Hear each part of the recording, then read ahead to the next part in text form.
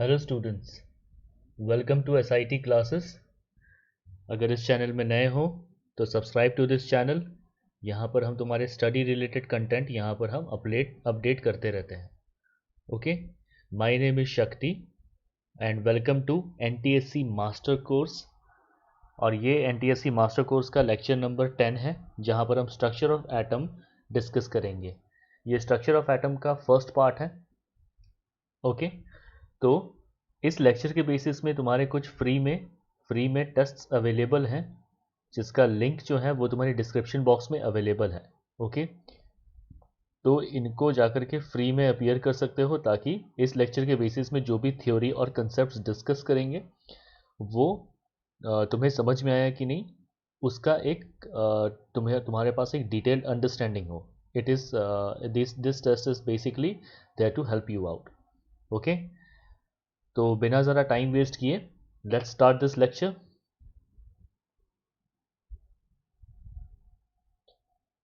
सो basically matter जो है, ठीक है, तुम्हारा मैटर को लेकर के पहले से ही बहुत पहले से ही तुम्हारा थॉट वगैरह दिया जाता था कि what is matter, how is matter made up of. ठीक है, तो वैसे हमारे इंडिया में भी, ठीक है, जो पुराने ऋषि मुनि थे, तो उनका भी कहना था कि मैटर जो है वो छोटे छोटे मतलब तथ्यों से बना है, जिसको संस्कृत में नाम दिया गया था अणु। ठीक है, तो कई सारे अणुओं से मिल करके तुम्हारा कोई भी पदार्थ जो है, या फिर कोई भी मैटर है, वो तुम्हारा बना है। तो ऐसे ही ग्रीक फिलोसोफर्स, ठीक है, ग्रीक फिलोसोफर्स, ठीक है, ये तुम्हारा बोले कि matter is made up of tiny particles.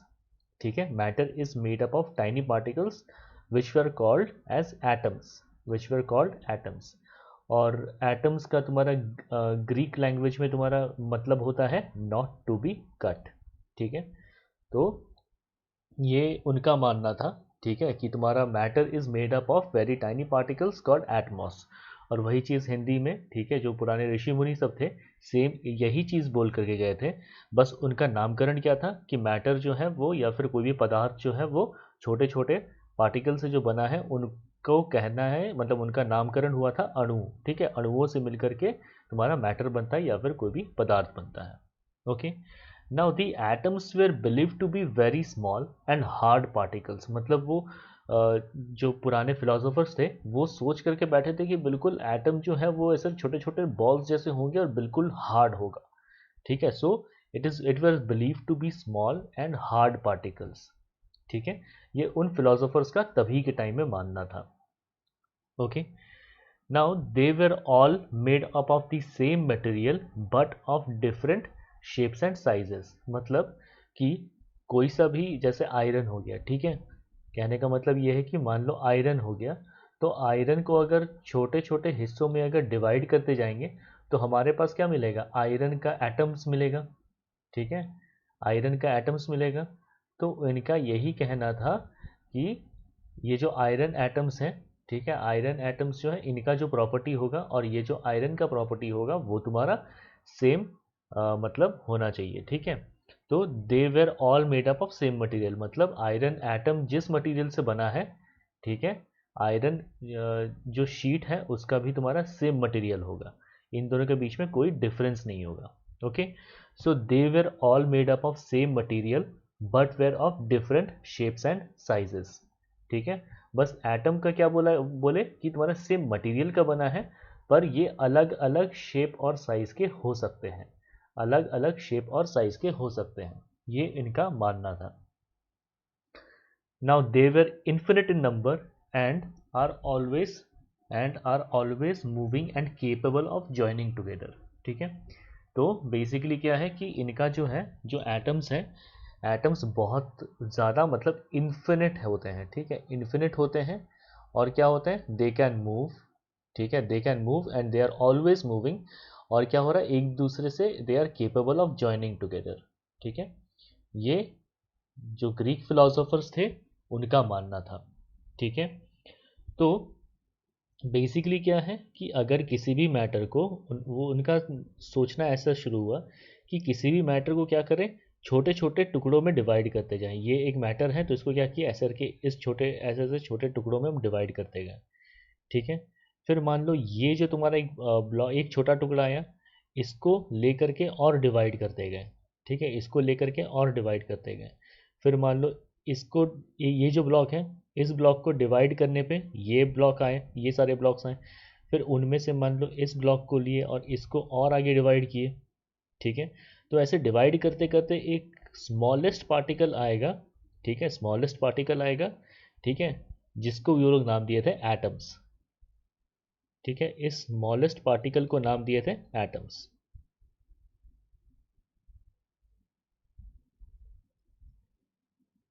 ठीक है, स्मॉलेस्ट पार्टिकल को नाम दिए थे एटम्स। और फिर एटम्स के बारे में थोड़ा डिस्क्रिप्शन भी दे दिए थे कि ये तुम्हारे डिफरेंट शेप साइज़ के हो सकते हैं, कैसे भी शेप साइज़ का हो सकता है। उनका मानना था कि इनका जो भी शेप साइज़ होगा वो डिपेंड करता है कि हम इनको तोड़ कैसे रहे हैं, इनको छोटे छोटे यूनिट्स में जो डिवाइड कर रहे हैं उसको कैसे तोड़ रहे हैं। तो उनका ऐसा सोचना था कि तुम्हारे एटम्स जो है वो अलग अलग शेप साइज में हो सकते हैं, पर वो इसी उसी मटेरियल से बना होगा जो मतलब ओरिजिनल जो ये पूरा एलिमेंट है या फिर जो ये पदार्थ है, मैटर है, ये जिस चीज़ से बना है ये एटम भी उसी चीज़ से बना होगा। ठीक है। और फिर हम देख सकते हैं कि यहाँ पे जो ब्लॉक्स है सब एक दूसरे से चिपके हुए थे। ठीक है, हमें इनको फिजिकली तोड़ना पड़ा था। तो मतलब एटम्स भी आपस में चिपके हुए होंगे तभी जा करके ऐसा करके ये पूरा ब्लॉक बन रहा है। तो that is why they came to the conclusion that atoms are capable of joining together। ठीक है। तो ऐसे करके और भी बहुत सारी चीज़ें विटनेस किए। ठीक है, और उनके बेसिस पे वो ये सारे कंक्लूजन्स में आते गए। तो ये देखा जाए मैटर को क्वालिटेटिवली तरीके से समझने का, कि मतलब मैटर कैसे बनता है, कैसे एग्जिस्ट करता है। ठीक है, तो मैटर को क्वालिटेटिवली समझने का ये हमारा जो था ये पहला स्टेप था। ठीक है, कि मैटर जो है वो तुम्हारा एटम से बना हुआ है। ओके।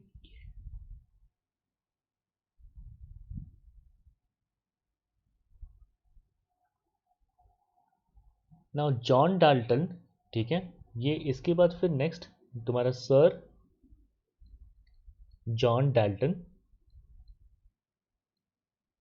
ये तुम्हारे एक साइंटिस्ट आए और इनका थ्योरी आया। ठीक है, इनका खुद का थ्योरी आया रिगार्डिंग एटम्स। ठीक है, तो जॉन डाल्टन के एटॉमिक थ्योरी के हिसाब से तुम्हारा क्या था कि एटम्स जो हैं देवर इनडिविजिबल। तो atoms can not be further divided.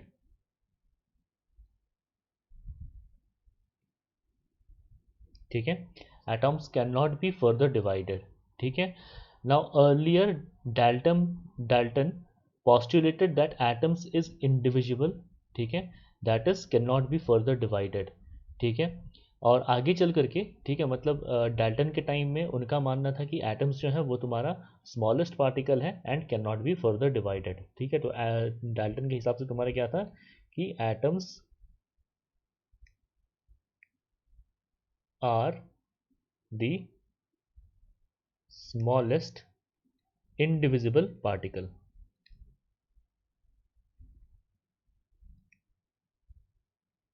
indivisible particle and cannot be further divided। ठीक है। नाउ आगे चल करके ये चीज़ गलत होता है, क्योंकि हम आगे चल करके साइंटिस्ट लोग जो थे तो वो लोग एटम्स को भी डिवाइड कर दिए। ठीक है, which led to the discovery of atomic particles. ठीक है, तो इसके बारे में इस लेक्चर में थोड़ा आगे देखेंगे, है ना, कि तुम्हारा एटम्स को डिवाइड करने के बाद इलेक्ट्रॉन, प्रोटॉन और न्यूट्रॉन का डिस्कवरी हुआ। तो बेसिकली एटम्स पाया गया कि एटम्स कैन बी डिवाइडेड। तो इसका मतलब सर जॉन डाल्टन का जो थ्योरी था वो तुम्हारा गलत था।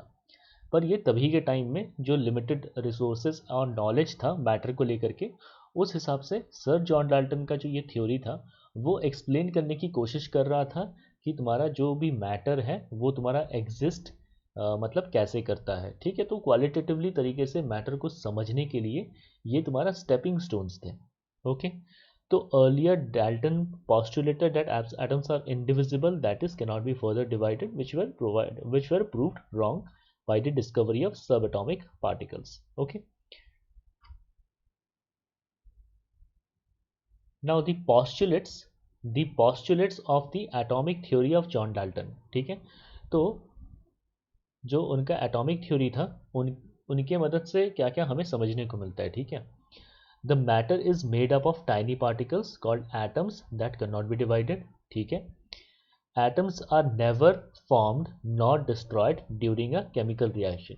तो केमिकल रिएक्शन में, ठीक है, उनका मानना था कि एटम्स जो है वो तुम्हारा ना तो बनते हैं और ना डिस्ट्रॉय होते हैं, वो बस अपना फॉर्म चेंज करते हैं। ठीक है, मतलब समझ लो कि तुम्हारा मैग्नीशियम प्लस ऑक्सीजन, ठीक है, मैग्नीशियम प्लस ऑक्सीजन, ठीक है, ये तुम्हारा अगर मैग्नीशियम ऑक्साइड बना रहा है, ठीक है, मैग्नीशियम प्लस ऑक्सीजन, ये अगर तुम्हारा ये मैग्नीशियम ऑक्साइड बना रहा है, ठीक है, तो डाल्टन्स एटॉमिक थ्योरी के हिसाब से जो ये एटम्स हैं ये ना तुम्हारे बन रहे हैं ना डिस्ट्रॉय हो रहे हैं, ये बस सिंपली अपना फॉर्म चेंज कर रहे हैं। ठीक है, मैग्नीशियम तुम्हारा मैग्नीशियम ऑक्साइड बन रहा है, ऑक्सीजन भी तुम्हारा मैग्नीशियम ऑक्साइड बन रहा है, तो ये एटम्स जो है अपना फॉर्म चेंज कर रहे हैं in a chemical reaction. Now atoms of an element exhibit same nature, they have same size mass and character. ठीक है, तो सेम एलिमेंट का जो भी एटम होगा वो तुम्हारा सेम नेचर एग्जिबिट करेगा by exhibiting same size, same mass and same character. Okay, atoms of different elements exhibit variant nature. ठीक है, तो मतलब जैसे सेम एलिमेंट का सेम नेचर होगा, ठीक है, जैसे डाल्टन के हिसाब से सेम एलिमेंट के एटम्स का सेम नेचर होगा। ठीक है, वैसे ही तुम्हारा डिफरेंट एलिमेंट्स के एटम्स जो होंगे, डिफरेंट एलिमेंट्स के जो एटम होंगे उनका डिफरेंट नेचर होगा, डिफरेंट इन नेचर। ओके, और सेम एलिमेंट के जो एटम्स हैं उनका सेम नेचर होगा, और डिफरेंट एलिमेंट्स के जो एटम है उनका डिफरेंट नेचर होगा। Okay, atoms form compounds by combining in a ratio of whole numbers. ठीक है, जैसे यहाँ पे देख सकते हैं, ठीक है, तो ये होल नंबर्स के रेशियो में तुम्हारा एक दूसरे से कंबाइन करेगा। ओके, तो जैसे यहाँ पे 2:1 के रेशियो में कंबाइन हो रहा है, ठीक है, तो ऐसे ही ये तुम्हारे हमेशा होल नंबर्स के रेशियो में कंबाइन करेगा। Okay, a compound contains a constant number and kind of atoms. ठीक है, जैसे मैग्नीशियम ऑक्साइड के जो कंपाउंड है, मैग्नीशियम ऑक्साइड जो कंपाउंड है इसमें तुम्हारा हमेशा 1 number of magnesium atom and 1 number of oxygen atom पाया जाएगा। ऐसे ही अगर सोडियम ऑक्साइड की बात करें Na2O, तो सोडियम ऑक्साइड की बात करें तो इसमें क्या हो जाएगा, इसमें तुम्हारा 2 नंबर्स ऑफ सोडियम एटम पाया जाएगा and 1 number of oxygen atom पाया जाएगा। So basically a compound contains a constant number and kinds of atoms. तो ये सारे थे तुम्हारे postulates of the atomic theory led forward by the John Dalton. ठीक है,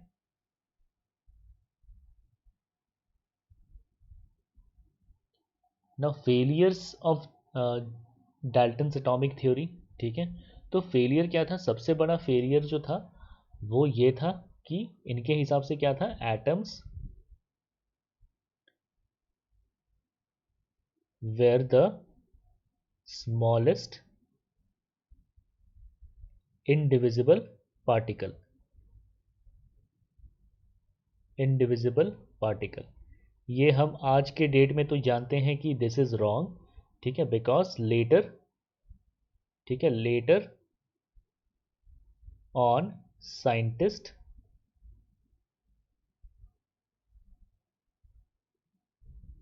scientists divided atoms to find that atoms are made of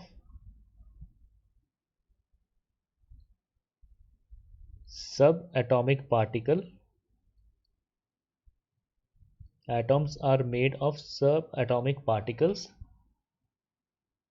called electrons, protons, neutrons. ठीक है, तो ये तुम्हारा सबसे बिगेस्ट फेलियर था। ठीक है, डाल्टन्स एटॉमिक थ्योरी का। और भी पॉइंट्स हैं, जैसे कि डाल्टन्स एटॉमिक थ्योरी है जो है, ये तुम्हारा स्टेबिलिटी ऑफ एन एटम को एक्सप्लेन नहीं कर रहा है।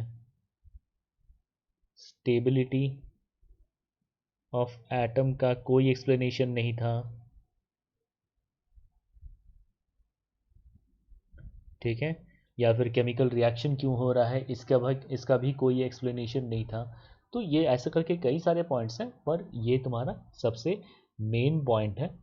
ठीक है, जो कि तुम्हारा failure of Dalton's atomic theory को दर्शाता है। ओके,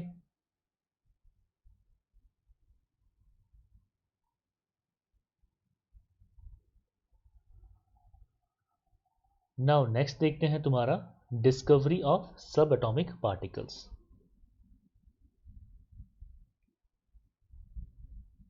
डिस्कवरी ऑफ सब एटॉमिक पार्टिकल्स। तो सब एटॉमिक पार्टिकल्स में तुम्हारे क्या क्या आते हैं? सब एटॉमिक पार्टिकल्स में आता है तुम्हारा इलेक्ट्रॉन्स, फिर आता है तुम्हारा protons,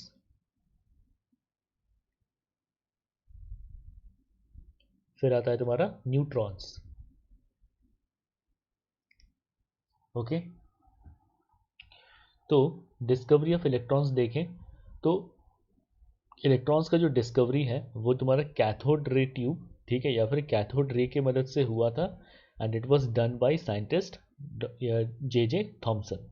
okay, now discovery of protons जो था, ठीक है, ये तुम्हारा बाद में, ठीक है, एनोड रेज से हुआ था, या फिर उसको कैनल रेज भी कहते हैं, पर एनोड रेज याद रखो। Discovery of protons were done by the experiment of anode rays, ठीक है, and it was done by Goldstein.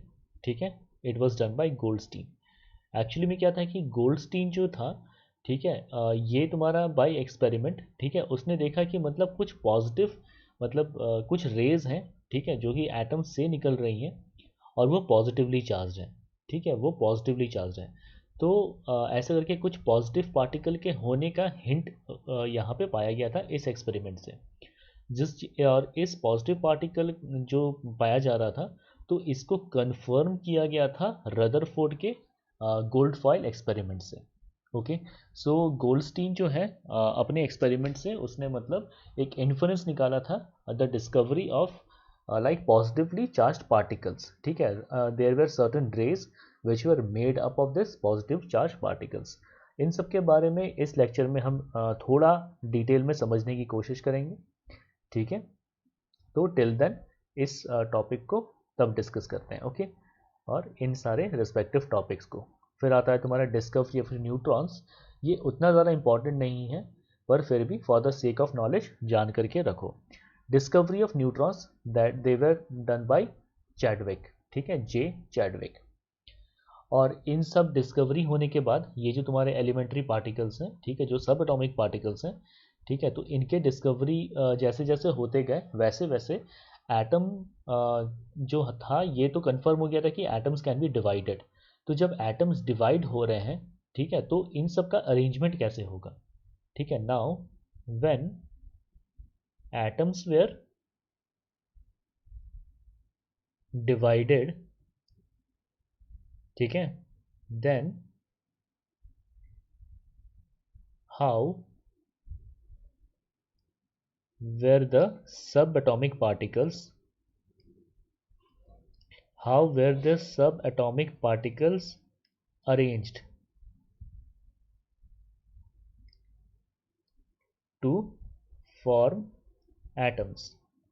How were the subatomic particles arranged to form atoms? ठीक है, और इस चीज़ को एक्सप्लेन करने के लिए तुम्हारे आने लगे कई सारे एटॉमिक मॉडल। ठीक है, कि तुम्हारा जो भी एलिमेंट्री मतलब सॉरी जो भी तुम्हारे सब एटॉमिक पार्टिकल्स हैं उनका अरेंजमेंट कैसे हुआ होगा टू फॉर्म एन एटम। तो यहाँ पे आने लगे कई सारे एटॉमिक मॉडल्स, ठीक है। और ये जो तुम्हारे कई सारे एटॉमिक मॉडल्स हैं इनमें से पहला है, देखो जैसे some of the atomic models they were Thomson's model of atom, ठीक है, J Thomson's model of atom. फिर आता है रदरफोर्ड्स मॉडल ऑफ एटम, ठीक है। और उसके बाद फिर आता है बोर्स एटॉमिक मॉडल, ठीक है, नील बोर, ठीक है। तो बोर्स एटॉमिक मॉडल, तो ये सारे कुछ एटॉमिक मॉडल्स हैं, तो इनको लेकर के भी डिस्कशन करना है आगे। Okay,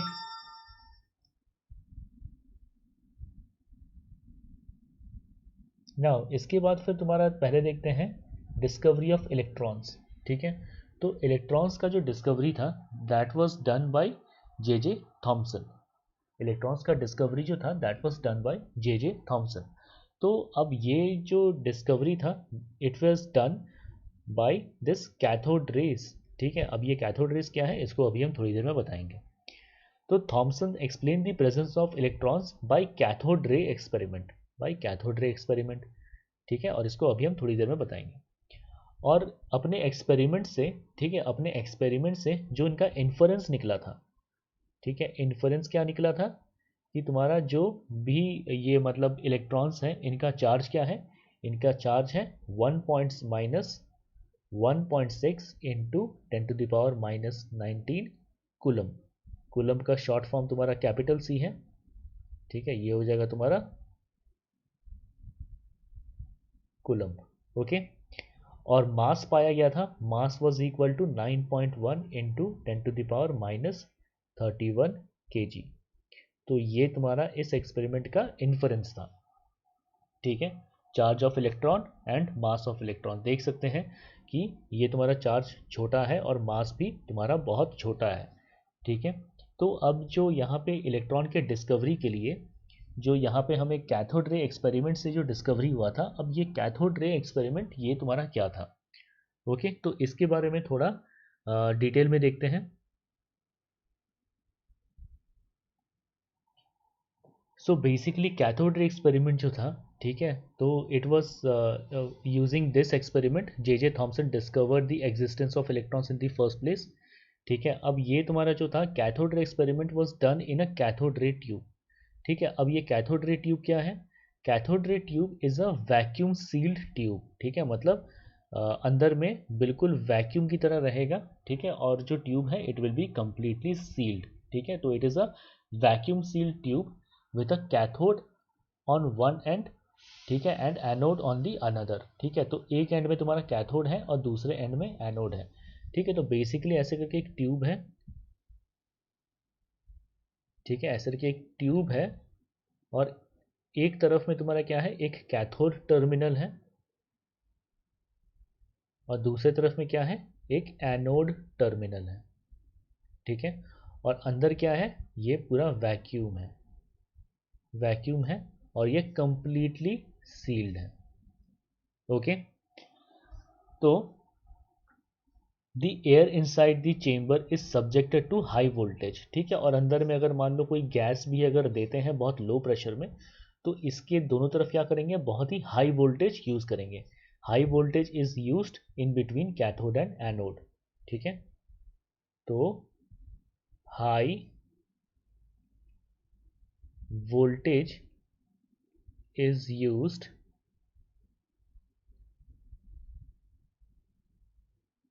in between cathode and anode, high voltage is used in between cathode and anode, ठीक है। अब तुम्हारा जैसे हाई वोल्टेज यूज़ करते हैं, ठीक है, तो ऐसे में तुम्हारा यहाँ पे कैथोड से, ठीक है, कुछ रेज पाए जाते हैं कि कुछ रेज ट्रेवल कर रहे हैं एनोड की तरफ, ठीक है। और ये जो रेज तुम्हारे जो ट्रेवल कर रहे हैं, ठीक है, these rays are called cathode rays, ठीक है, these rays were called cathode rays. और इन कैथोड रेज के को और थोड़ा क्वालिटेटिवली समझने के लिए इस पे और थोड़ा एक्सपेरिमेंट किया गया, तो पाया गया कि कैथोड रेज जो है are made of negative charge particles, are made up of negative charge particles. और ये जो नेगेटिव चार्ज पार्टिकल से मेड अप है, इनका फिर बाद में जाकर के नामकरण हुआ electrons. Okay, so the characteristics of the cathode rays, ठीक है, electrons do not depend on the material of electrons and the nature of gas present in the cathode ray tube. तो यहाँ पर ये जो कैथोड जो टर्मिनल है, यहाँ पर ये जो टर्मिनल है, इसका इसका टर्मिनल मान लो पहले आयरन का बना हुआ है, फिर जिंक का बना है, फिर कॉपर का बना है, फिर गोल्ड का बना है। तो ऐसा करके जब इनका मटेरियल चेंज कर रहे हैं तो भी देख रहे हैं कि नेगेटिव पार्टिकल जो आ रहा है या फिर जो कैथोड रेज जो आ रहे हैं, तो वो तुम्हारा उसमें कोई चेंज नहीं आ रहा है।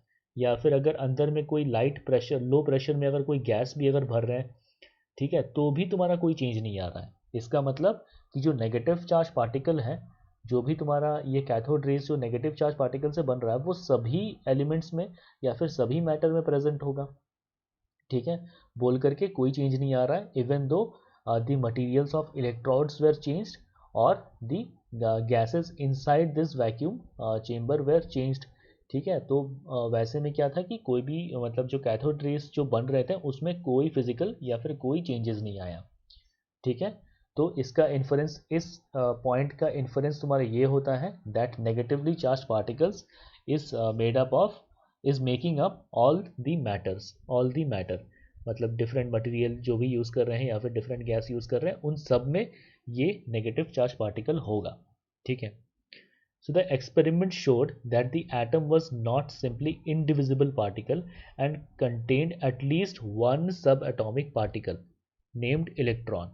ठीक है, तो इस एक्सपेरिमेंट से पता चला कि एटम्स वेर डिविजिबल।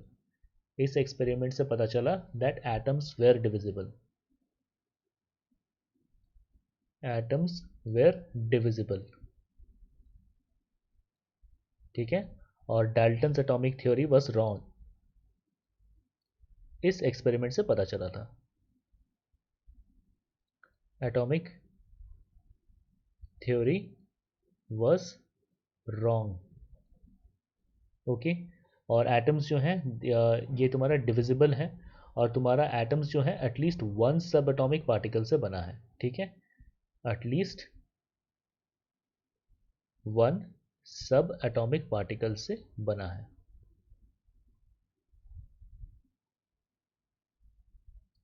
ओके, तो ये था तुम्हारा कैथोड रे एक्सपेरिमेंट। और इस कैथोड रे एक्सपेरिमेंट का जो तुम्हारा सेटअप है, ठीक है, वो जानने से पहले, ठीक है, this is SIT classes and do subscribe to this channel. My name is Shakti and I will be teaching you in this channel. Okay, तो कैथोड रे एक्सपेरिमेंट को यहाँ पे बनाने के लिए जो सेटअप था, ठीक है, तो ये है तुम्हारा setup for that cathode ray tube. ठीक है, तो यहाँ पे क्या है कि तुम्हारा एक बेसिकली हीटर है जो कि यहाँ पे ये जो तुम्हारा मतलब बेसिकली यहाँ पे जो तुम्हारा कैथोड टर्मिनल है, ठीक है, ये बेसिकली वो कैथोड टर्मिनल है। और यहाँ पे कैथोड, और देखो यहाँ पे ये सारे जो है एनोड के टर्मिनल्स हैं। ठीक है, ये बेसिकली क्या होता है कि किसी बैटरी में देखना दो टर्मिनल्स होते हैं ना, एक पॉजिटिव और एक नेगेटिव। ठीक है, तो ये तुम्हारे अलग अलग टर्मिनल्स होते हैं। ठीक है, तो ये जो है ये तुम्हारा नेगेटिव टर्मिनल है, और ये जो तुम्हारे एनोड्स हैं ये तुम्हारे पॉजिटिव टर्मिनल्स हैं। ठीक है, तो बेसिकली यहाँ पे ऐसा ही सेटअप है। सिंपली अगर देखें तो ऐसे करके ये तुम्हारा सेटअप है। यहाँ पे एक तरफ में नेगेटिव टर्मिनल है और एक तरफ में पॉजिटिव टर्मिनल है, और इन दोनों के बीच में बहुत सारे बैटरीज लगाए गए हैं। ठीक है, तो यहाँ पे हाई वोल्टेज बैटरी लगाए गए हैं, हाई वोल्टेज बैटरी लगाए गए हैं। ठीक है, और इन हाई वोल्टेज बैटरी के वजह से तुम्हारा क्या हो रहा है, इन दोनों के बीच में कई सारे रेस ट्रैवल कर रहे हैं। ठीक है, जो कि तुम्हारा ऐसे करके डॉटेड लाइन से पाया गया। और यहाँ पे तुम्हारा एक फ्लोरोसेंट स्क्रीन रखा गया था। फ्लोरोसेंट स्क्रीन क्या है कि तुम्हारा एक ऐसा स्क्रीन है जिसमें अगर कोई चार्ज पार्टिकल आकर के स्ट्राइक करे तो वो ग्लो करता है। ठीक है, तो पाया गया कि कुछ रेज आकर के ऐसे करके फ्लोरोसेंट स्क्रीन में स्ट्राइक कर रहे हैं और ये क्या हो रहा है, ग्लो कर रहा है। तो these where your cathode rays, these where cathode rays. ठीक है, और ये जो कैथोड रेज हैं, ठीक है, these cathode rays were made of negative charge particles. ये तुम्हारा फिर बाद में एक्सपेरिमेंटली वेरीफाई किया गया था, ठीक है। तो इसका जो फर्दर एक्सपेरिमेंटल वेरिफिकेशंस और डेरिवेशंस हैं तो वो फ़िलहाल जानना ज़रूरी नहीं है, बस इतना समझ लो कि इस एक्सपेरिमेंट के बेसिस में इलेक्ट्रॉन्स वेर डिस्कवर्ड, ठीक है।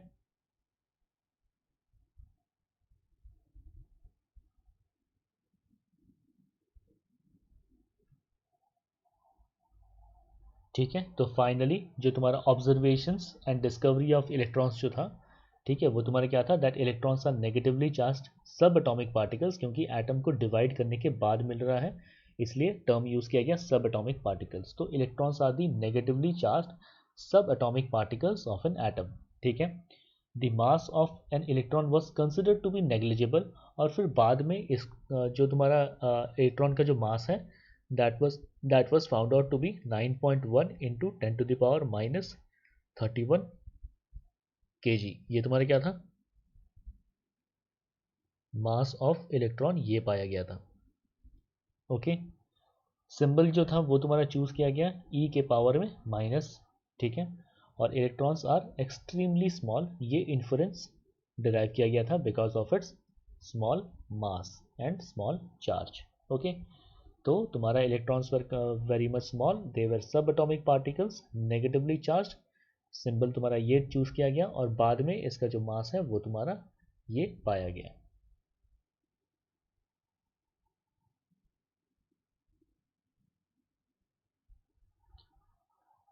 Now after the discovery of electron, ठीक है, तो ये पाया गया कि now atoms way can be divided, ठीक है, ये चीज़ तो कंफर्म हो गया कि atoms can be divided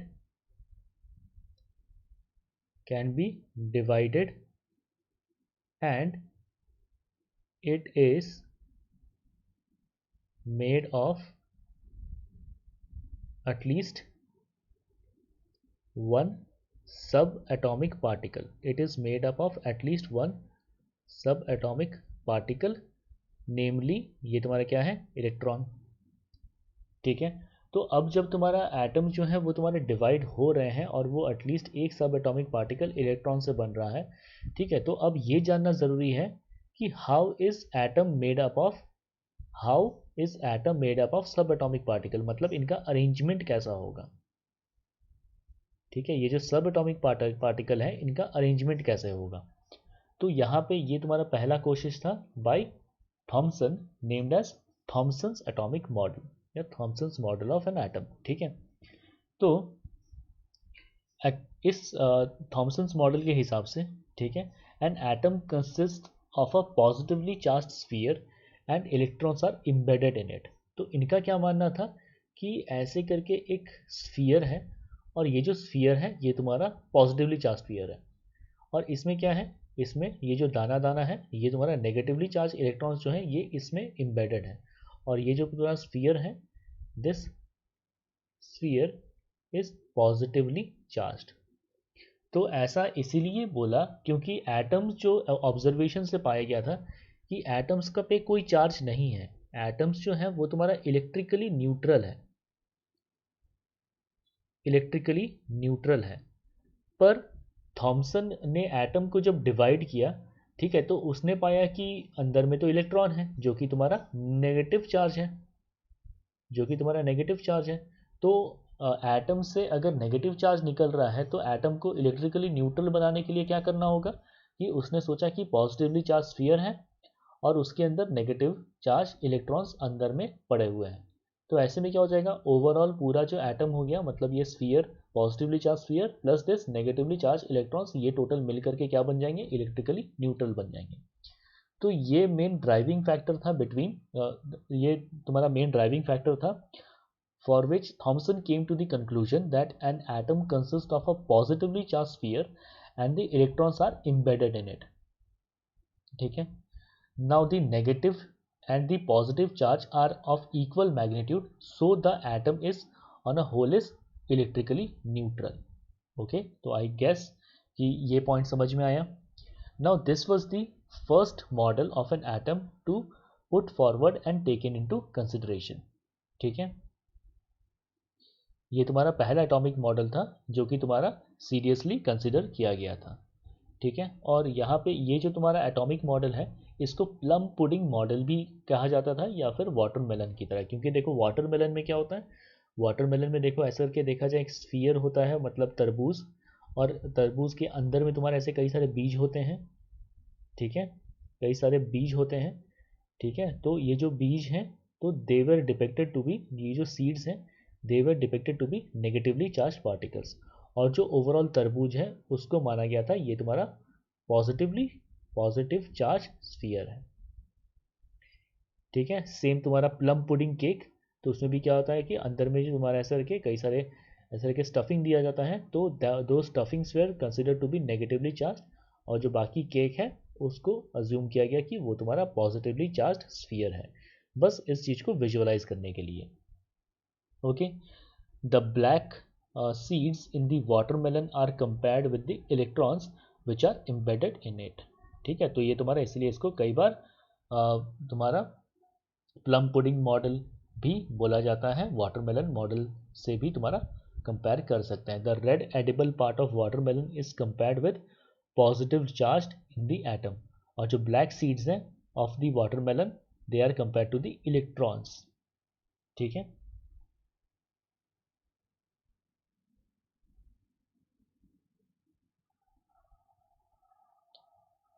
now Thomson's model of atom.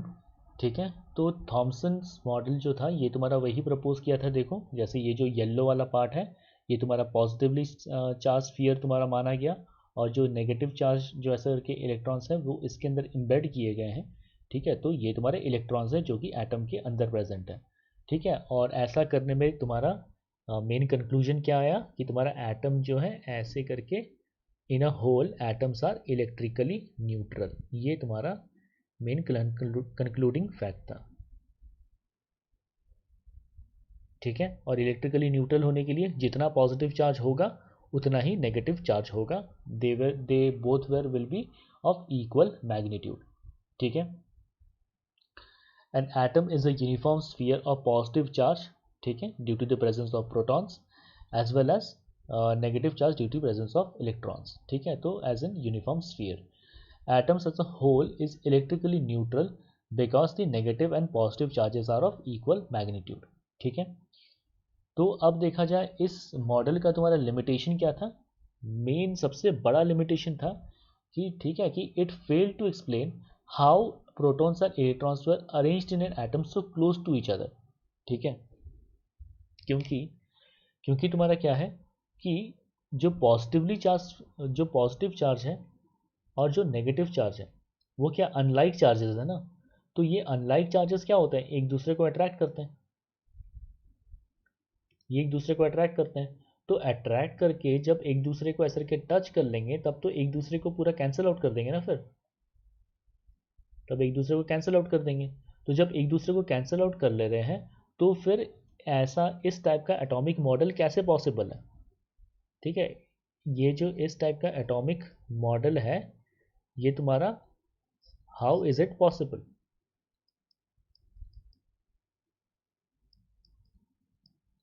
ठीक है, तो ये सबसे बड़ा लिमिटेशन था थॉमसन्स एटॉमिक मॉडल का। एक और लिमिटेशन था कि it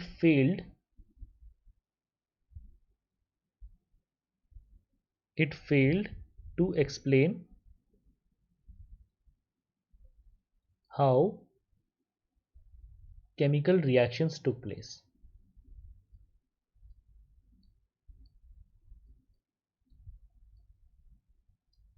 okay, it failed to explain how the chemical reactions took place, और तुम्हारा एक और था जो कि तुम्हारा ये जो तुम्हारा पॉजिटिव और नेगेटिव चार्ज जो है, जो अनलाइक चार्जेस हैं वो एक दूसरे के इतने पास हो करके भी तुम्हारा कैसे करके स्टेबल है। ठीक है, क्योंकि ये तुम्हारे ऑपोजिट चार्जेस हैं और ऑपोजिट चार्जेस या फिर unlike charges attract each other, तो एक दूसरे को अट्रैक्ट करके तुम्हारा क्या हो जाता है, कैंसिल आउट हो जाएंगे, तो कैंसिल आउट हो गए तो ऐसे में पॉजिटिव और नेगेटिव चार्ज अलग अलग तुम्हारे कैसे हैं। ठीक है,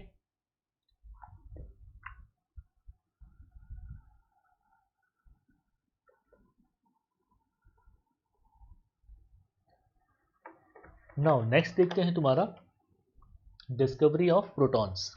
ठीक है, तो डिस्कवरी ऑफ प्रोटॉन्स जो है, ठीक है, it was done bye anode rays. ठीक है, एनोड रेस तुम्हारा एक फेनोमेना है सिमिलर टू कैथोड रेस। तो ये पाया गया, और फिर बाद में पाया गया कि these anode rays were made up of positively charge particles which were name to be protons. ठीक है, तो बेसिकली जो एनोड रेस जो है, ठीक है, जो ई गोल्डस्टीन है, ये एक साइंटिस्ट थे। इन्होंने किसका डिस्कवरी किया था? इन्होंने एनोड रेस का डिस्कवरी किया था। और एनोड रेस जो डिस्कवरी हुआ था, and anode rays were found to be made of positive charge particle, made of positive charge. अब ये पॉजिटिव चार्ज क्या है ना, this positive charge was confirmed to be made by protons। ठीक है, और ये कॉन्फर्मेशन किसने किया था? रदरफोर्ड ने। ठीक है, रदरफोर्ड ने कंफर्म किया था। और कौन सा एक्सपेरिमेंट था वो? ये है तुम्हारा फेमस गोल्ड फॉयल एक्सपेरिमेंट।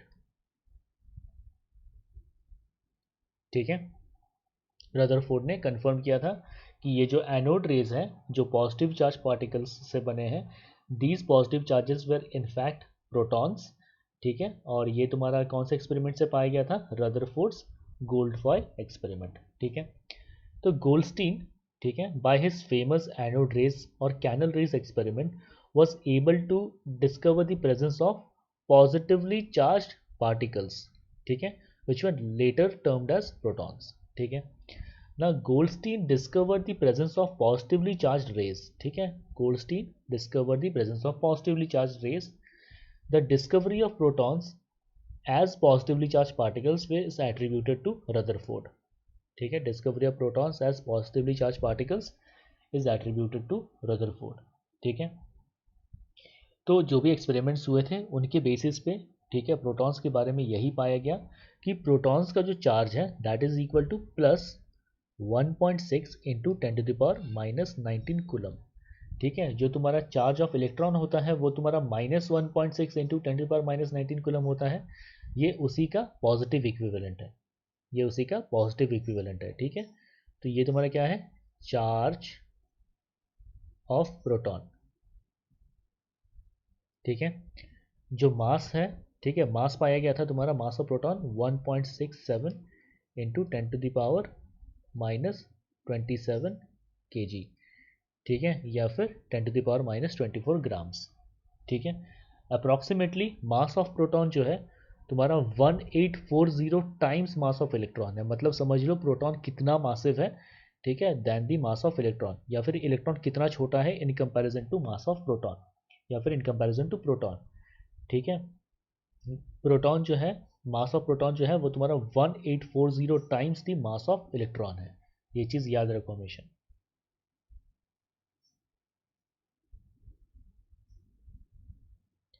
तो बेसिकली तुम्हारा एक्सपेरिमेंट क्या था? ठीक है, कि यहाँ पर है ना तुम्हारा जो सेम एक्सपेरिमेंटल सेटअप था, ठीक है, एनोड को चेंज करके कर दिया गया कैथोड। ठीक है, जो कैथोड एक्सपेरिमेंट था उसमें जो टर्मिनल्स थे उसको चेंज कर लिए। ये जो तुम्हारा एनोड था उसको कर दिए कैथोड, और ये जो तुम्हारा कैथोड है इस टर्मिनल को कर दिए एनोड। तो फिर पाया गया कि यहाँ से तुम्हारा क्या है, अब तुम्हारा ये जो रेज है तुम्हारा एनोड रेज। ठीक है, अब यहाँ से जो तुम्हारा रेज निकल रहे थे वो तुम्हारे एनोड रेज निकल रहे थे। ठीक है, और ये जो एनोड रेज निकल रहे थे इन पे फिर जब हम स्टडी किया, मतलब इन पे जब तुम्हारा स्टडी किया गया, then these anode rays were found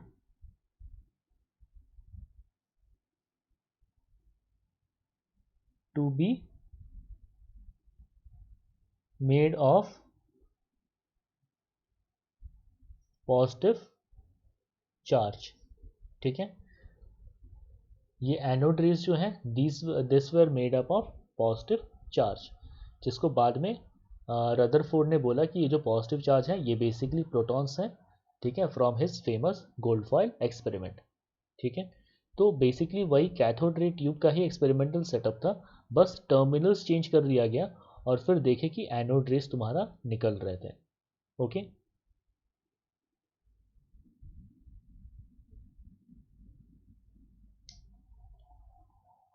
now ये है तुम्हारा रदरफोर्ड्स गोल्ड फॉइल एक्सपेरिमेंट।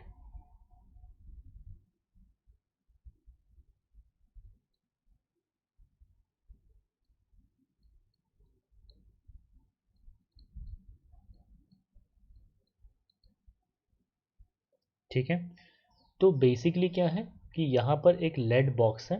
ठीक है, ये तुम्हारा क्या है, एक लेड बॉक्स है।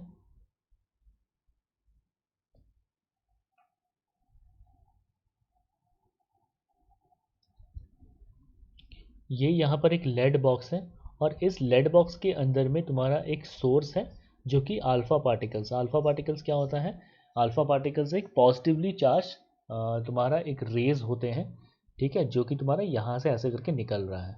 यहाँ पर एक टाइनी सा ओपनिंग है जहाँ से अल्फा पार्टिकल्स ऐसे ट्रैवल करके जा रहे हैं और यहाँ पे पतला सा बिल्कुल थिन गोल्ड फॉइल, ठीक है, गोल्ड फॉइल रखा गया है।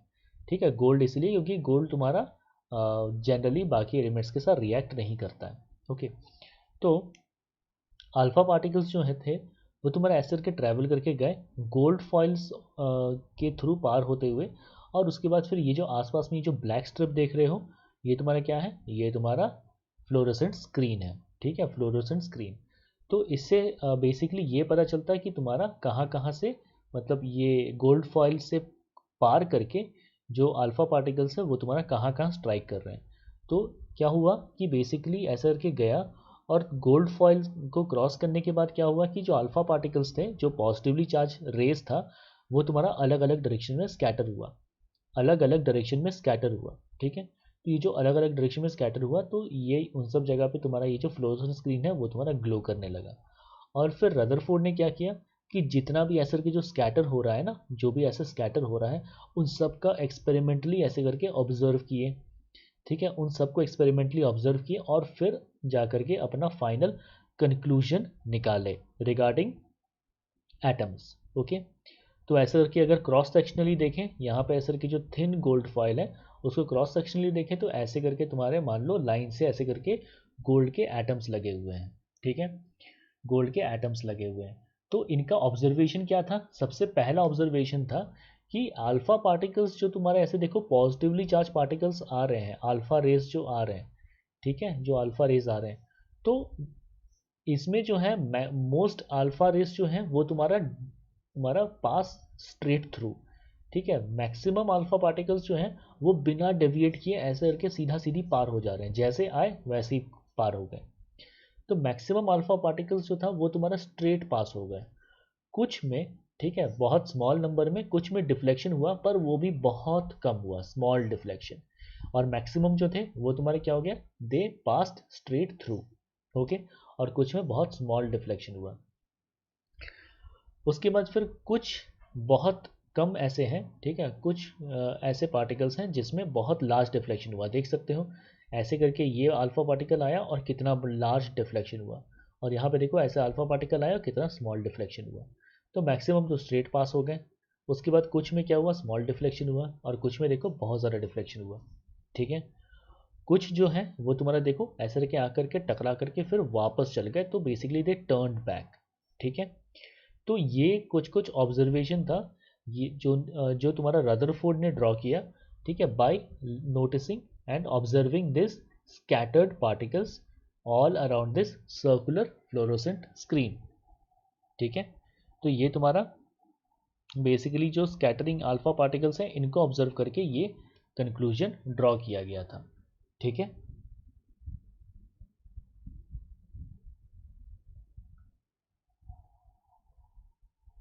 Now the observations of the Rutherford's alpha particle scattering experiment were, ठीक है, जो अल्फा पार्टिकल स्कैटरिंग एक्सपेरिमेंट था, ठीक है, उनका ऑब्जर्वेशन देखो क्या क्या था, that most of the alpha particles straight sorry past without any hindrance. ठीक है, बिल्कुल स्ट्रेटली पास हो गया विदाउट एनी हिंड्रेंस, देख सकते हैं most of the alpha particles pass straight through, देखो कितने सारे अल्फा पार्टिकल बिल्कुल स्ट्रेट पास हो गए।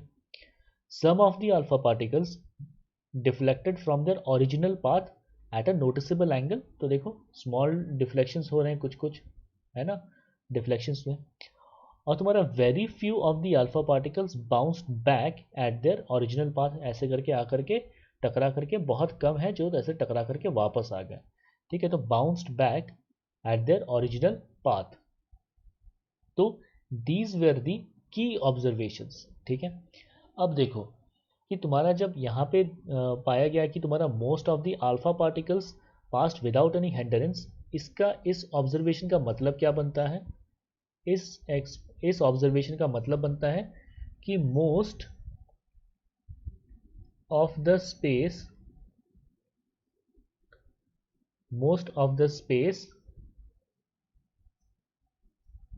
With in a atom is empty. तो मैक्सिमम स्पेस जो है एटम के अंदर वो एम्प्टी है, तभी जाकर के मैक्सिमम अल्फा पार्टिकल्स क्या हुए, वो तुम्हारा स्ट्रेट पास हो गए। अब देखो ये पता था कि जो अल्फा पार्टिकल्स हैं वो तुम्हारे पॉजिटिवली चार्ज पार्टिकल्स से बने हैं, तो कुछ अल्फा पार्टिकल्स जो हैं they were deflected from their original path by small angle, ठीक है। इसका मतलब इनको डिफ्लेक्ट करने वाला क्या होगा, एक पॉजिटिव चार्ज होगा जो कि एटम के अंदर प्रेजेंट है, ठीक है। सो बेसिकली अल्फा पार्टिकल्स क्या है, ये तुम्हारे ऐसे पॉजिटिवली चार्ज पार्टिकल्स हैं, ठीक है। Alpha particles can only be deflected by positive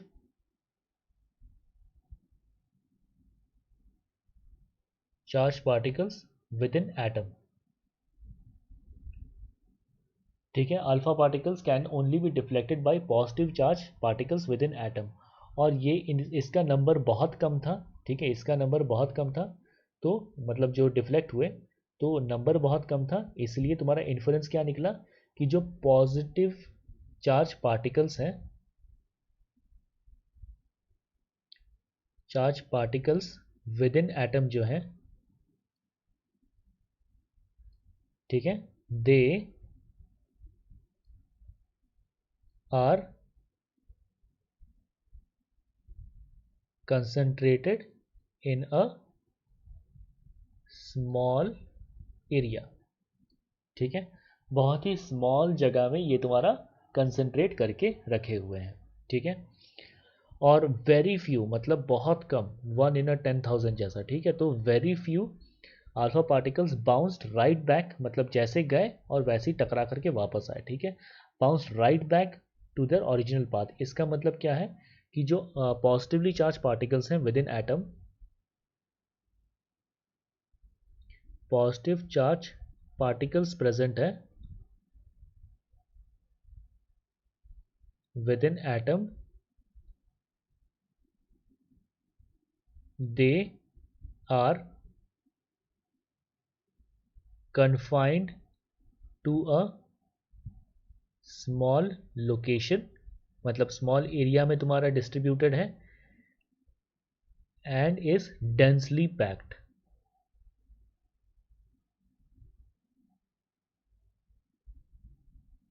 and is densely packed, ठीक है।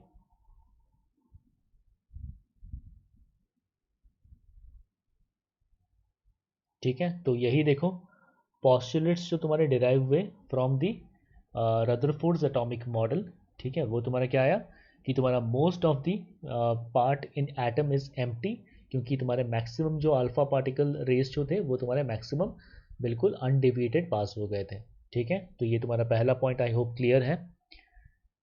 Now there is a positively charge there is a positively charged center in atom which contains nearly the whole mass of atom.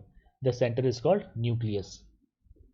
तो देखो, तो basically alpha particles जो थे they can only be deflected by positively charge particles, और यहाँ पे जो positively charge particles हैं वो तुम्हारा स्मॉल लोकेशन में कन्फाइंड है और वो तुम्हारा डेंसली पैक्ड है। तो ये जो तुम्हारा डेंसली पैकिंग है, ठीक है, जो डेंसली पैक्ड जो तुम्हारा लोकेशन है, और तुम्हारा देखो जो भी तुम्हारा ये एटम सॉरी जो भी तुम्हारा पॉजिटिवली चार्ज है, तो वो तुम्हारा एक सेंटर में तुम्हारा एक जगह है जहाँ पे जिसको नाम दिया गया न्यूक्लियस, और इस न्यूक्लियस में तुम्हारा सारा पॉजिटिवली चार्ज पार्टिकल्स जो हैं वो तुम्हारा कंसनट्रेटेड है, ठीक है। Now the size of nucleus is very small compare to an atom. Size of nucleus is very small compare to an atom, ये तुम्हारा इसीलिए क्योंकि तुम्हारा maximum part within an atom is empty, ठीक है। इसलिए तुम्हारे जितने भी पॉजिटिवली चार्ज पार्टिकल हैं वो एक छोटे से लोकेशन में कन्फाइंड है, ठीक है। और हेंस उसका तुम्हारा क्या है, पैकिंग जो है उसका पैकिंग डेंसिटी बहुत ज़्यादा है। और इलेक्ट्रॉन्स जो थे यहाँ पे, ये बहुत रिवॉल्यूशनरी आइडिया था, that electrons revolving around the nucleus. तो इनके हिसाब से क्या था कि सेंटर में, ठीक है, सेंटर में तुम्हारा क्या है, ऐसे करके पॉजिटिवली चार्ज पार्टिकल्स जो हैं वो तुम्हारा सेंटर में ऐसे करके छोटे से एरिया में सब ऐसे करके डेंसली पैक्ड है। और जो तुम्हारा इलेक्ट्रॉन्स हैं, जो भी तुम्हारे इलेक्ट्रॉन्स हैं जितने भी हो, ठीक है, वो तुम्हारे क्या हो रहा है, इसके चारों ओर ऐसे करके घूम रहे हैं, ठीक है। Like planets revolve around the sun, ठीक है। तो जैसे सन के चारों ओर प्लैनेट घूमते हैं, वैसे ही सन की जगह तुम्हारा क्या है, न्यूक्लियस है, ठीक है। पॉजिटिवली चार्ज जहाँ पार्टिकल्स प्रेजेंट है वो तुम्हारा न्यूक्लियस है, और जो तुम्हारे प्लैनेट्स हैं वो तुम्हारे इलेक्ट्रॉन्स हैं जो कि चारों ओर घूम रहे हैं,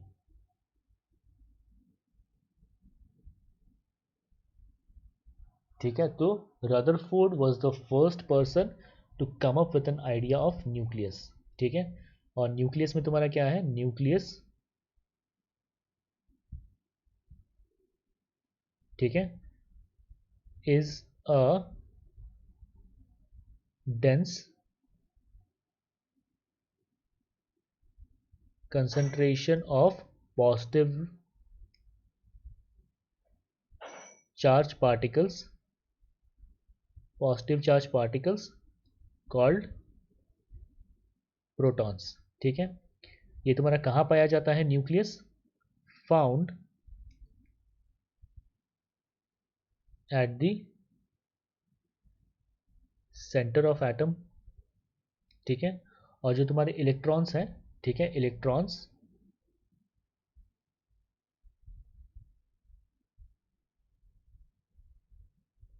revolve around nucleus,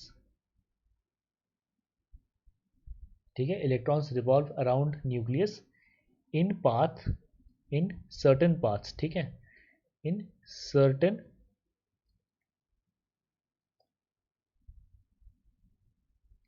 paths called as orbit, ठीक है। और इसका जो डायग्राम था वो तुम्हारा कुछ ऐसे बनने लगा, ठीक है।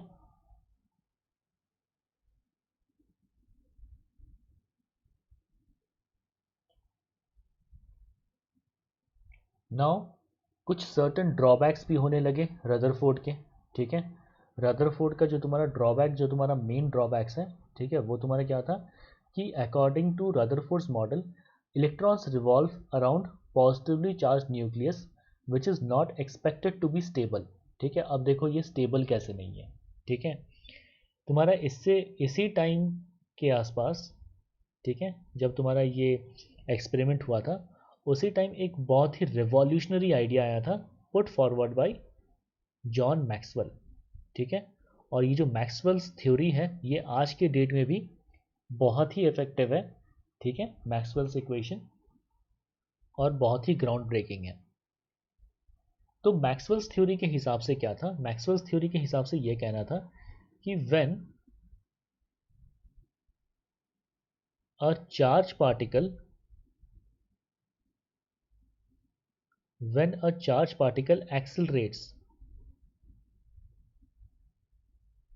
ठीक है, कैसा भी चार्ज पार्टिकल हो अगर वो एक्सेलरेट करेगा, देन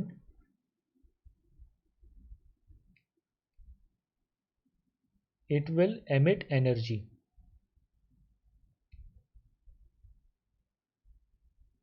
ठीक है, मतलब वो एनर्जी लूज करेगा इन द फॉर्म ऑफ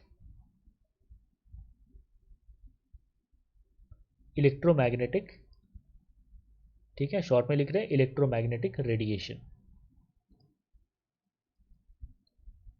ठीक है। और ये जो मैक्सवेल्स थ्योरी था, ठीक है, ये जो मैक्सवेल्स थ्योरी था ये तुम्हारा ट्रायल टेस्टेड एंड प्रूव्ड था। ये Maxwell theory was proved to be right. Okay, तो अब ये सोच रहे होंगे कि मैक्सवेल का जो ये थ्योरी है वो तुम्हारा रदरफोर्ड एटॉमिक मॉडल को तुम्हारा कैसे करके चैलेंज कर रहा है। तो अब देखो यहाँ पे रदरफोर्ड ने क्या बोला था कि जो इलेक्ट्रॉन्स हैं वो तुम्हारा देखो सर्कुलर पाथ में, ठीक है, न्यूक्लियस के चारों ओर घूमते हैं। ठीक है, तो सर्कुलर पाथ में जो तुम्हारा न्यूक्लियस के चारों ओर घूम रहे हैं ये तुम्हारा न्यूक्लियस है, और ये तुम्हारा ऐसा करके सर्कुलर पाथ में इलेक्ट्रॉन्स जो ऐसा करके घूम रहे हैं। अब देखो कोई भी पार्टिकल जब तुम्हारा सर्कुलर मोशन तुम्हारा करे तो उसको सेंटर की तरफ में तुम्हारा एक फोर्स एक्सपीरियंस होता है। ठीक है, और ये जो सेंटर की तरफ में जो फोर्स एक्सपीरियंस होता है that force is called centripetal force. तो जब इस इलेक्ट्रॉन को सर्कुलर पाथ में घूमने के लिए सेंटर की तरफ में तुम्हारा फोर्स एक्सपीरियंस करना पड़ रहा है जो कि सेंट्रीपिटल फोर्स है, इसका मतलब क्या कि सेंटर की तरफ में तुम्हारा एक एक्सेलरेशन भी एक्सपीरियंस करना पड़ रहा है, क्योंकि फोर्स है तो एक्सेलरेशन होगा। तो this acceleration is called centripetal acceleration. Centripetal acceleration. तो हम देख सकते हैं कि इलेक्ट्रॉन जो है वो इस एटॉमिक मॉडल के हिसाब से तुम्हारा क्या हो रहा है, अंडर एक्सेलरेटेड मोशन है। ठीक है, तो बेसिकली क्या है, that electron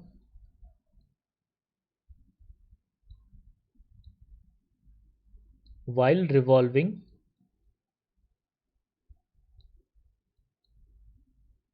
in an orbit around the nucleus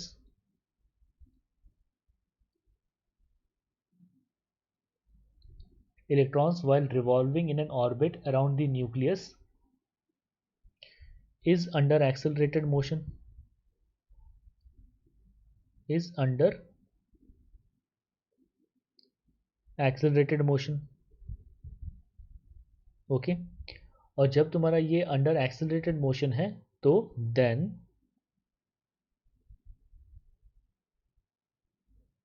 it should emit energy. ठीक है, तो अगर ये एनर्जी लूज करने लगेगा, ठीक है, अगर ये एनर्जी लूज करने लगेगा तो क्या होगा, धीरे धीरे करके ये न्यूक्लियस के पास आने लगेगा। जैसे जैसे एनर्जी लूज करेगा वैसे वैसे ये न्यूक्लियस के पास आएगा। ठीक है, then it should emit energy. ठीक है, and come closer to nucleus.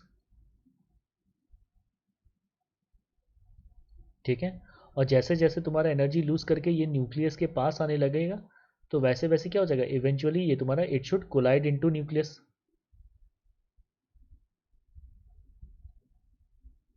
Eventually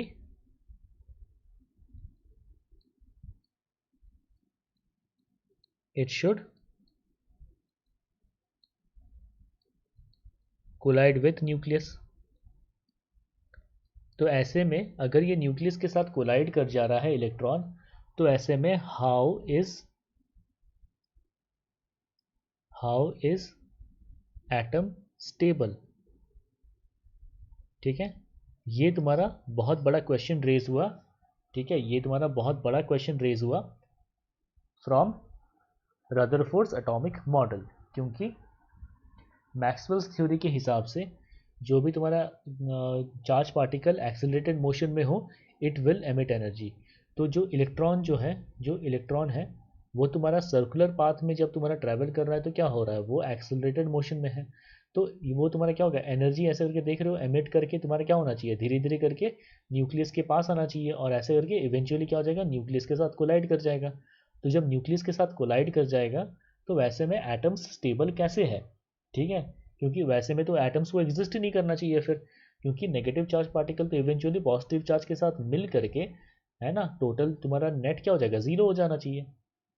ठीक है, so according to Rutherford's model electrons revolve round the positively charge nucleus which is not expected to be stable.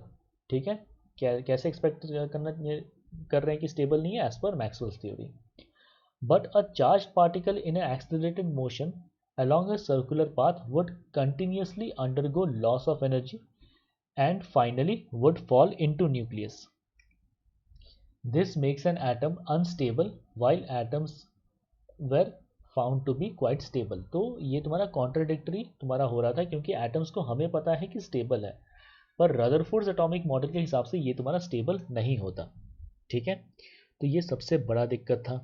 ठीक है, और फिर Rutherford's model could not solve the problem of atomic mass of atom as it was proposed only in the existence of nucleus protons in the nucleus। अब देखो ये भी observe किया गया था कि एटॉमिक मास जो है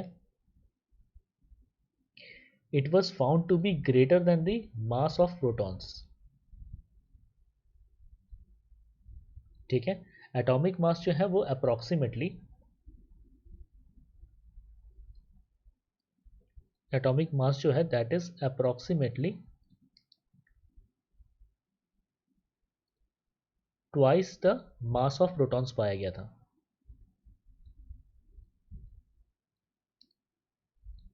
ट्वाइस द एटॉमिक मास जो था that was approximately twice the mass of protons, ये पाया गया था। ठीक है, पर रदरफोर्ड्स एटॉमिक मॉडल के हिसाब से तुम्हारा क्या है, प्रोटॉन्स, सिर्फ प्रोटॉन्स पाए जाते हैं न्यूक्लियस में, तो फिर एक्स्ट्रा मास कहाँ से आया। ठीक है, तो इस चीज़ का भी कोई एक्सप्लेनेशन था नहीं रदरफोर्ड के टाइम पे, रदरफोर्ड्स एटॉमिक मॉडल के द्वारा। ठीक है, तो these were the major drawbacks of the Rutherford's atomic model. ठीक है, now once again this is SIT classes, or do subscribe to this channel. My name is Shakti and I will be taking your classes here in this channel.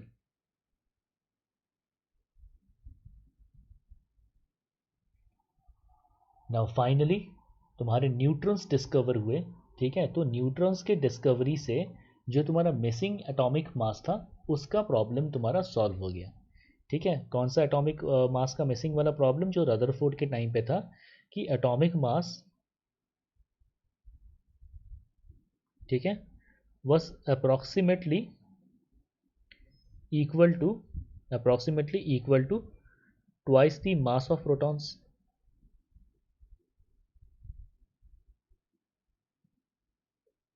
Atomic mass जो है that is approximately equal to twice the mass of protons. ठीक है, तो अब यहाँ पे तुम्हारा neutrons कैसे आया ये बता रहे हैं अभी। ठीक है, तो न्यूट्रॉन्स जो था, ठीक है, तो इसने क्या किया कि मतलब चैडविक ने क्या किया, he bombarded lighter elements with alpha particles. ठीक है, तो मतलब लाइटर एलिमेंट जैसे लिथियम, बोरॉन, इनको क्या हुआ, अल्फा पार्टिकल, वो क्या है तुम्हारा पॉजिटिवली चार्ज पार्टिकल्स है, तो अल्फा पार्टिकल्स के साथ बम्बार्ड किया। ठीक है, जैसे रदरफोर्ड ने क्या किया था, अल्फा पार्टिकल्स को बम्बार्ड किया किस पे, गोल्ड फॉइल में। तो वैसे चैडविक ने क्या किया, lighter elements like lithium and boron पे तुम्हारा अल्फा पार्टिकल्स बम्बार्ड किया, और ऐसे में जो भी स्कैटर्ड पार्टिकल्स थे उनको ऑब्जर्व किया। ठीक है, तो observe the emission of new particles, और वहाँ से उसको न्यू पार्टिकल डिस्कवर हुआ which was having zero charge but having mass nearly equal to the mass of protons. ठीक है, तो लाइटर एलिमेंट्स को अल्फा पार्टिकल्स के साथ बम्बार्ड करने के बाद lighter elements were bombarded by alpha particles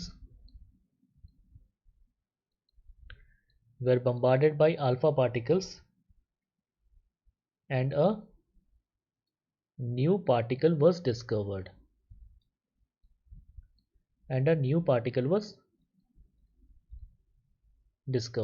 ठीक है, और ये जो न्यू पार्टिकल था वो तुम्हारा क्या पाया गया, ये जो न्यू पार्टिकल जो पाया गया, ठीक है, इसका तुम्हारा क्या है, इसका ज़ीरो चार्ज है, और इस न्यू पार्टिकल का जो मास है वो approximately equal to the mass of protons पाया गया था। तो ऐसे में तुम्हारा एटॉमिक मास, ठीक है, तो फाइनली जो तुम्हारा कंक्लूजन बना that atomic mass is equal to क्या हो गया, mass of protons plus mass of neutrons, ठीक है। और देख सकते हैं कि जो मास ऑफ प्रोटॉन्स है that is approximately equal to the mass of protons, sorry mass of neutrons is का जो मास है that is approximately equal to the mass of protons. तो देख सकते हैं कि ये इक्वालिटी भी होल्ड कर रहा है। तो यहाँ से जो मास का जो मिसिंग प्रॉब्लम था वो चीज़ सॉल्व हो गया, ठीक है। तो बेसिकली इस एक्सपेरिमेंट से ये कंफर्म हुआ कि जो तुम्हारा न्यूक्लियस में, ठीक है, न्यूक्लियस में जहाँ पे एटॉमिक मास जो मिसिंग प्रॉब्लम था वो तुम्हारा रदरफोर्ड एक्सप्लेन नहीं कर पा रहा था। तो न्यूक्लियस में क्या क्या प्रेजेंट है, प्रोटॉन्स प्रेजेंट है जो तुम्हारा क्या है, पॉजिटिवली चार्ज है, ठीक है।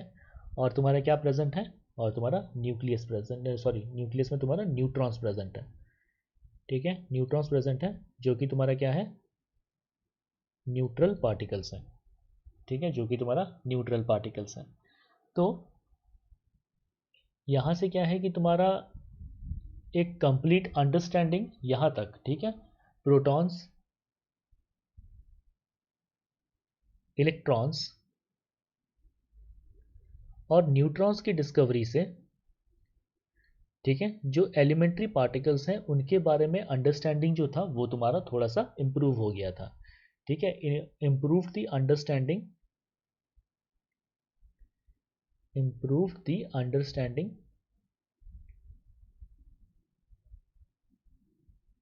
ऑफ सब एटॉमिक पार्टिकल्स। पर अभी भी बहुत कुछ प्रॉब्लम था, ठीक है। जैसे तुम्हारा रदरफोर्ड्स जो एटॉमिक मॉडल, जो कि तुम्हारा फाइनल एटॉमिक मॉडल था, इट वाज नॉट स्टेबल, ठीक है। रदरफोर्ड्स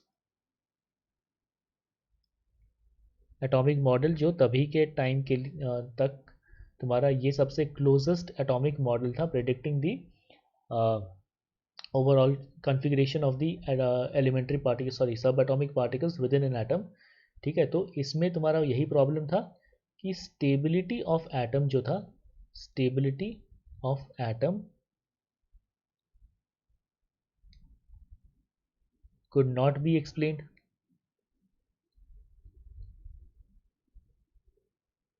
ठीक है।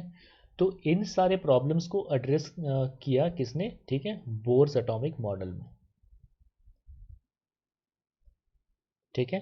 तो अभी तक का जितने भी एटॉमिक मॉडल्स थे उनमें जो भी प्रॉब्लम था, ठीक है, बोर्स एटॉमिक मॉडल क्या करता है, उस चीज़ को एड्रेस करता है and rectifies those atomic models, ठीक है।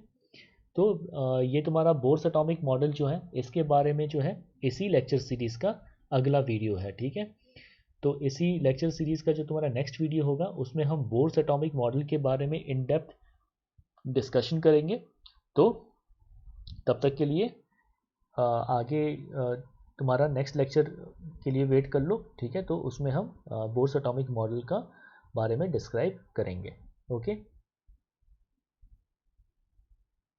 नाउ इस लेक्चर के बेसिस में कुछ टेस्ट्स अवेलेबल हैं विच इज़ टोटली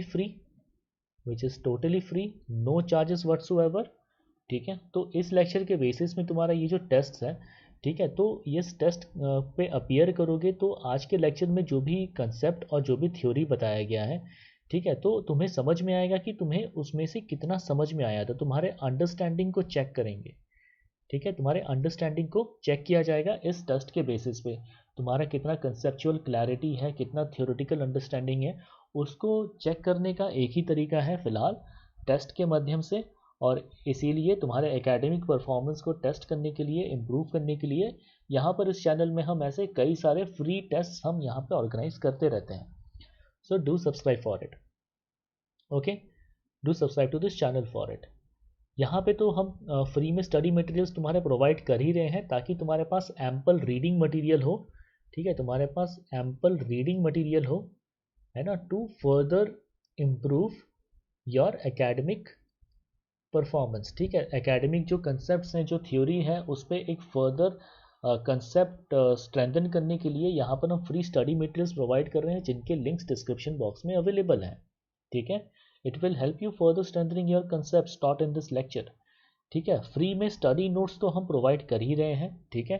और इसके लिंक्स जो हैं ये तुम्हारे डिस्क्रिप्शन बॉक्स में अवेलेबल हैं, ठीक है। और फ्री में लेक्चर्स तो यहाँ पे देख ही रहे हो, ठीक है, ये तो बिल्कुल टोटली फ्री है। तो फ्री में लेक्चर्स तो यहाँ पे प्रोवाइड कर ही जा रहे हैं, और जो भी तुम्हारे लेक्चर सीरीज़ जो हैं वो कंटिन्यूसली हम इस चैनल में अपडेट करते रहते हैं। तो उन सब के लिंक्स जो हैं डिस्क्रिप्शन बॉक्स में जनरली अवेलेबल होते हैं, पर अगर ना भी मिले तो इस चैनल को सब्सक्राइब कर लो, और मेरे चैनल के डिस्क्रिप्शन में जाकर के सारे वीडियोस प्लेलिस्ट चेक कर सकते हो, तो वहाँ तुम्हें फ्री में सारे लेक्चर्स मिल जाएंगे। तो do subscribe to this channel. देख सकते हो कि यहाँ पे इस चैनल में, ठीक है, इस चैनल में मैं यहाँ पे फ्री में ये सारे कंटेंट दे रहा हूँ, तो do tell your friends about it, tell your friends about it. My name is Shakti and I have passed out from IIT Kharagpur, और मैं स्टूडेंट्स की मदद करता हूँ to crack their competition examinations. तो इसको मैं इस मामले में मैं कई साल से पढ़ा रहा हूँ, so I have detailed knowledge and experience in guiding and teaching students. तो do subscribe to this channel, यहाँ पे मैं तुम्हें फ्री में गाइडेंस भी प्रोवाइड कर रहा हूँ। Okay, so see you in next lecture, जहाँ पे हम आगे की और कॉन्सेप्ट्स डिस्कस करेंगे रिगार्डिंग दिस चैप्टर।